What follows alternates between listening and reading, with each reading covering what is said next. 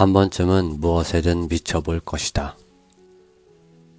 평소에는 시간도 잘 안 가고 사는 것도 지루하고 재미없는데 이상하게도 시험 때만 되면 이것저것 하고 싶은 게 많아지고 보고 싶은 영화와 책도 많아지며 삶에 의욕이 넘친다. 그래서 항상 결심을 한다. 이번 시험만 끝나봐라. 읽지 못하고 쌓아둔 책들도 다 읽고 영어 공부도 더 하고 이전처럼 게으르게 빈둥거리면서 살지 않겠어. 그런데 웬걸 시험만 끝나면 그동안 정신을 일깨웠던 신선한 의욕과 결심은 어디론가 사라지고 또다시 마지못해 해야 할 것들만 겨우 하며 빈둥거리기 시작한다.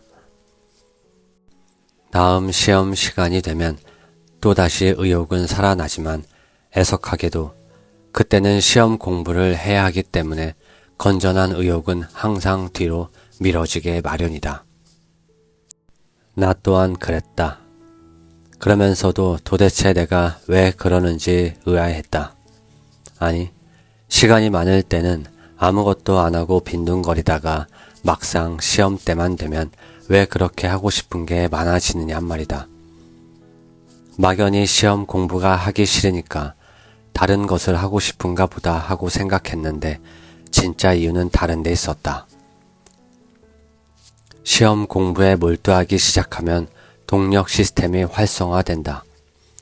잠자고 있던 뇌의 의욕적인 부분들이 꽈리 터지듯이 여기저기서 톡톡 터지기 시작하면서 다른 의욕과 호기심도 같이 잠에서 깨어나는 것이다.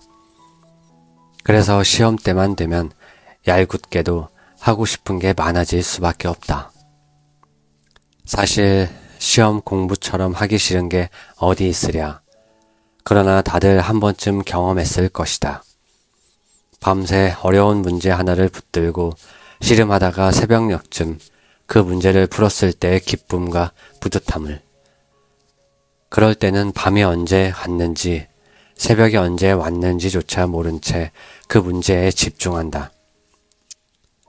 어쩌면 문제를 풀었다는 사실보다 내가 무엇인가 몰두하고 있었다는 사실이 더 기뻤는지도 모르겠다. 왜냐하면 밤새 문제를 못 풀었을 때조차 아침에는 왠지 모를 뿌듯함과 충만함으로 가슴이 벅찼으니까. 무엇인가 미쳐본 적이 있는가? 마치 열애라도 하듯 무엇인가 풍덩 빠져본 적이 있는가? 자나깨나 그 생각이요. 그 생각만 하면 가슴이 뜨겁고 두근거리며 그 일을 할 때면 자신조차 잃어버리는 무아지경에 빠져본 적이 있는가 말이다. 만일 그렇다면 당신은 이제 무엇이든 할 수 있는 사람이다. 왜냐하면 당신은 무언가에 미쳤을 때 느끼는 환희와 그것이 가져다주는 자신감, 성과를 이미 경험했기 때문이다. 나에겐 연극이 그랬다. 대학교 연극 동아리에 들어가 연극을 접한 뒤로 나는 차츰 연극에 미쳐갔다.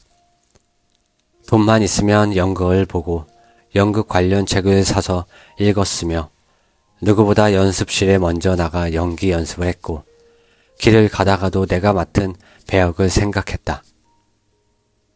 추운 겨울엔 2달 내내 연습실에 연탄을 떼가며 공연을 준비했다. 다행히 연기 실력도 조금씩 늘어 본과 4학년 때는 연극 노비 문서에서 취발이라는 남자 광대 역할을 맡아 탈춤부터 디스코까지 소화해 무대를 휘젓고 다니게 이르렀다. 그러다 연출가에게서 연기를 더할 생각이 없느냐는 칭찬을 들었을 때는 하늘을 날 것만 같았다. 오죽하면 의대를 그만두고 연극 영화과에 도전해 볼까 하는 생각을 했을까.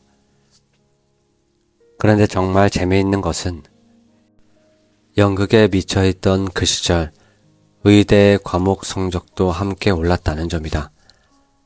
다른 친구들은 연극하느라 낮은 학점에 학사 경고를 받기 일쑤였는데 나는 오히려 장학금을 타기도 했다.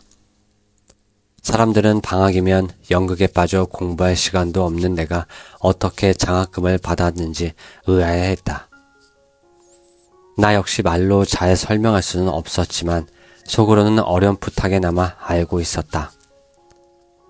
연극에 몰입했던 경험이 나에게 집중력과 자신감을 키워주었으며 공부에 미치는 법 또한 알게 해 주었음을 말이다. 하나에 미칠 줄 알면 다른 것에도 미칠 수 있다.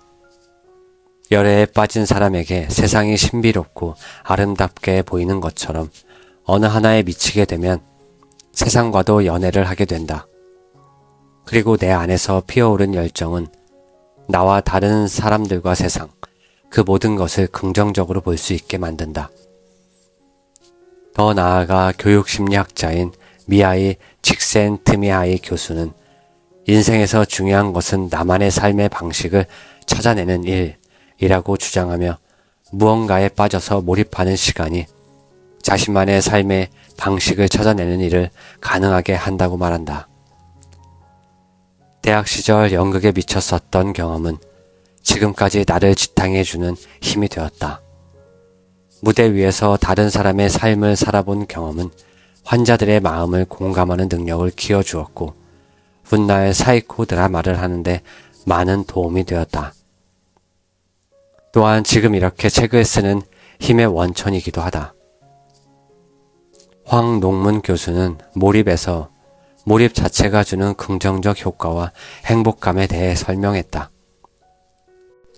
몰입을 하면 할수록 뇌의 시냅스가 활성화되고 도파민이 분비되면서 창조성과 의욕이 증가되고 각성과 쾌감을 경험하게 된다. 그러면서 재미의 강도가 세지고 역량과 성과도 높아진다고 한다. 어떤 것에 미친다는 것은 열정을 가진다는 뜻이다.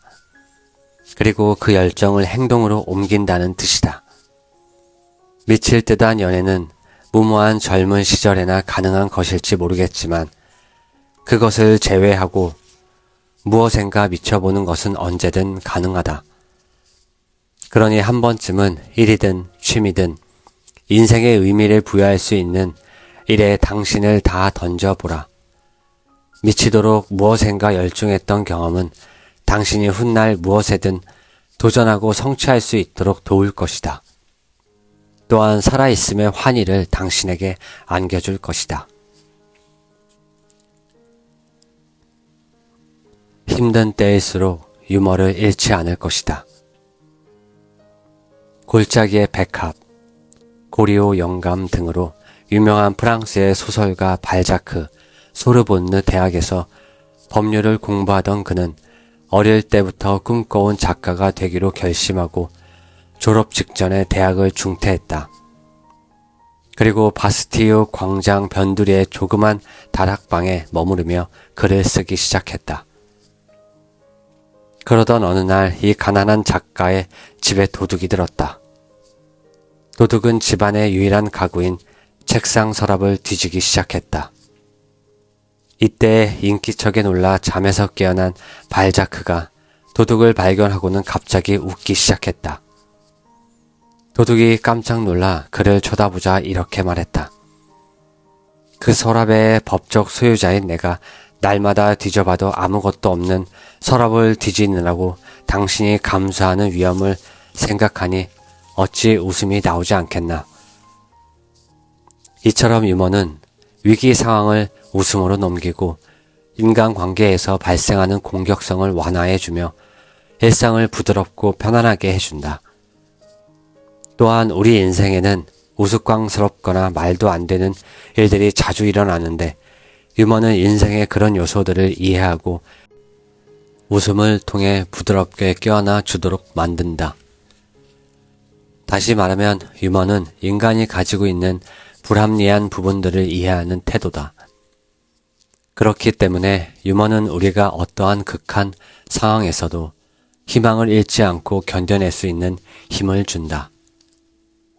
그런데 유머는 조크나 위트와는 다르다. 조크가 단순히 긴장을 내보내는 것이라면 유머는 그 긴장된 상황을 포용하는 무언가가 있다. 물론 유머에도 여러 종류가 있지만 진정한 웃음을 주는 유머는 좀 더 따스하고 부드럽다. 유머는 보는 사람만 웃게 하는 것이 아니다. 유머를 하는 사람과 그 유머를 듣는 사람과 옆에 있는 사람들에게까지 웃음을 전염시켜 모두 함께 웃게 만들어 위치나 지위에 상관없이 모두 비슷한 사람이라는 동질성을 갖게 한다. 한편 유머는 우리가 겪는 상실과 고통을 우울한 무력감이나 증오 없이 받아들이게 한다. 그러나 유머는 인간이 가질 수밖에 없는 갈등과 한계를 인정하고 수용하는 것이기에 슬픔을 내포하고 있다. 이에 대해 수필가 피천득은 유머는 가엾은 인간의 행동을 눈물 어린 눈으로 바라볼 때 얻어지는 것이기 때문에 유머에는 애수가 깃들이는 때도 있다 라고 말했다. 삶의 고통 속에서도 웃을 수 있다는 것은 축복임에 틀림없다. 그것은 세상 여기저기에 널려있는 아이러니와 인간의 불완전하며 위험한 부분들을 두려움 없이 바라보게 한다. 유머는 아무리 고통스러운 상황이나 위험도 충분히 견뎌낼 수 있다는 걸 보여줌으로써 사람들에게 희망을 주기도 한다. 어떤 혼란스러운 상황에서도 정신력을 잃지 않게 하는 것이다. 때에 맞는 적절한 유머를 구사하는 것은 그만큼 자신이 처한 상황을 확실하게 파악하고 있다는 뜻이다. 이는 다른 사람들에게 믿음과 안정감을 준다. 그래서 정신분석의 대가인 칼 구스타프 융은 유머란 오직 인간만이 가질 수 있는 신선한 능력이라고 말한 바 있다. 이처럼 자신과 세상에 대해 너그럽고 유머스러운 태도를 가지려면 먼저 심리적으로 안정돼 있어야 한다. 스스로를 길들일 수 있고 좌절을 견딜 수 있는 힘이 있어야 한다. 물론 다른 사람을 존중하고 배려하며 겸손해야 하는 것은 기본이다. 뿐만 아니라 모순과 상실을 잘 견딜 수 있어야 한다. 이런 자아의 힘이 있어야 자신의 충동과 좌절을 그리고 희망과 절망을 인정할 수 있고 그러한 고통의 쓴맛을 유머를 통해 줄일 수 있게 된다. 유머스러운 사람은 자신뿐 아니라 주위를 행복하게 만든다.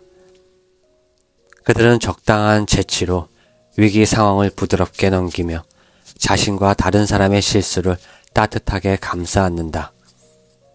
그리고 사람들을 웃게 만들어 긴장을 풀고 서로에 대한 경계를 늦추어 더욱 친밀하게 느끼도록 한다. 웃을 수 없는 사람은 불행한 사람이다.